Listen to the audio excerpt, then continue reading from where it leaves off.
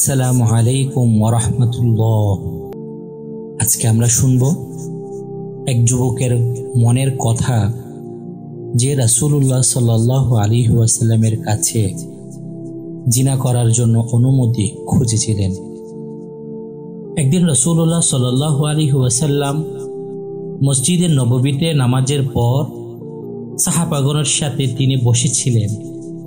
ইতিমধ্যে এক যুবক রাসূলুল্লাহ সাল্লাল্লাহু আলাইহি ওয়াসাল্লামের সামনে এসে বসল এবং সে বলল, হে আল্লাহর রাসূল সাল্লাল্লাহু আলাইহি ওয়াসাল্লাম, আমাকে জিনা করার জন্য আপনি অনুমতি দিন। সেখানে উপস্থিত সাহাবাগণ যখন যুবকের এমন কথা শুনল, তখন তারা অত্যন্ত অসন্তুষ্ট হল এবং রাগে তাদের রক্ত গরম হয়ে গেল।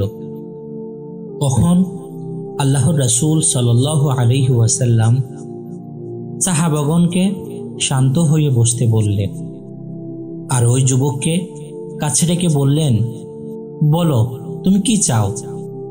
তখন যুবক বলল, হে আল্লাহর রাসূল সাল্লাল্লাহু আলাইহি ওয়াসাল্লাম, আমাকে জিনা করার জন্য আপনি অনুমতি দিন। রাসূল সাল্লাল্লাহু আলাইহি ওয়াসাল্লাম বললেন, হে যুবক, তুমি যে কাজের অনুমতি চাচ্ছ, তুমি কি চাইবে যে তোমার মায়ের সাথেও একই কাজ করা হোক? তখন যুবক বলল, কুরবান হোক হে আল্লাহর রাসূল সাল্লাল্লাহু আলাইহি ওয়াসাল্লাম, কিছুতেই নয়। তারপর রাসূলুল্লাহ সাল্লাল্লাহু আলাইহি ওয়াসাল্লাম তাকে বলল, তুমি কি চাও তুমি নিজের বোনের সাথে একই কাজ করতে? এমনিভাবে তিনি নিজের চাচি ফুফুর কথাও বললেন। তখন যুবক প্রত্যেকের উত্তরে বলল, কুরবান হোক, কখনোই নয়। অতঃপর নবী করিম সাল্লাল্লাহু আলাইহি ওয়াসাল্লাম বললেন, এমনিভাবে কোনো ব্যক্তি এটাকে মেনে নিবে না, কেননা যে মেয়ের সাথেই জিনা করা হবে সেও কারো মা, কারো বোন, মেয়ে, চাচি, ফুফু অথবা খালাও হতে পারে। এরপর ওই যুবক বলল, হে আল্লাহর রাসূল সাল্লাল্লাহু আলাইহি ওয়াসাল্লাম, আমার জন্য দোয়া করুন। তখন রাসূলুল্লাহ সাল্লাল্লাহু আলাইহি ওয়াসাল্লাম তার বুকে হাত রেখে তার জন্য 3টি দোয়া করলেন। আল্লাহুম্মা গফির যানবাহু ওয়া তাহহার কলবাহু ওয়া হাসসান ফারজাহু। হে আল্লাহ, তাকে ক্ষমা করো, তার অন্তর পাক করো, তার লজ্জাস্থানকে সংরক্ষণ করো।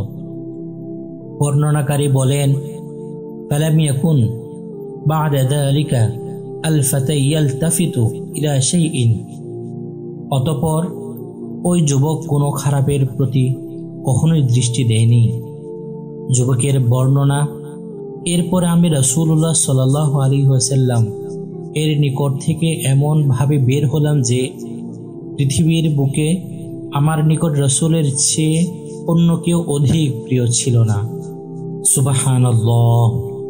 রাসূল সাল্লাল্লাহু আলাইহি ওয়াসাল্লাম এই শিক্ষার মাধ্যমে আমাদেরকে এটি শিক্ষা দিয়েছেন যে যখনই আমাদের মনের মধ্যে কোনো খারাপ কাজের উদয় হবে, তখন আমরা অবশ্যই এই দোয়াটি বারবার পাঠ করব। আল্লাহুম্মা গফির যানবাহু ওয়া তাহহার কলবাহু ওয়া হাসসান ফারজাহু। এই দোয়াটি আমরা যত বেশি বেশি পাঠ করব, তখন আমাদের মনের মধ্যে যে খারাপ কাজের উদয় হয়েছে তা অবশ্যই চলে যাবে ইনশাআল্লাহ।